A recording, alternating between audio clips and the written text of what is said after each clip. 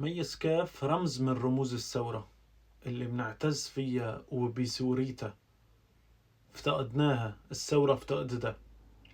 كانت بالشام، أكلت قتلة من الشبيحة ومن عناصر الأمل بنص الشام بمظاهرة. ما شفنا أمل عرفة كتبت شي، ما شفنا سلاف فواخرجي تعاطفت معه، ما شفنا الفنانين تعاطفوا معها، مع أنها سيدة ومسيحية. يعني تخيل، من الأقلية تم الاعتداء عليها، يلي اليوم هلكونا بالأقليات، وسيدة. يعني عبد المنعم عمير بالنهاية زلمة، عملوا له ضجة وعملوا كل هالقصة وهالبهورة، وهو كمان عم يمثل فيها. العالم عم تقول له وطي صوتك لا تفضحنا، العالم نايمين، وطي صوتك.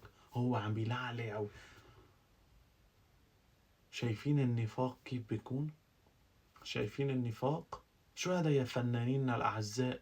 ليش ما كان يطلع صوتكم قبل؟ هلأ صار صوتكم يطلع؟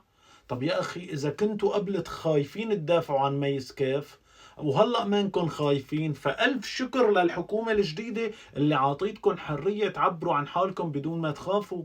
لازم تكون فخورين، ونحن فخورين اليوم لأنه صار لهي الناس الجبناء يلي ما كانت تعبر عن رأيها قبل، صار تقدر تعبر عن حالها اليوم وعن رأيها. برافو عليكم. مرحلة جديدة، تطور جديد في تاريخ سوريا يحسب له. أنا اليوم فرحان بس لأنه صار فينا نحكي. برافو.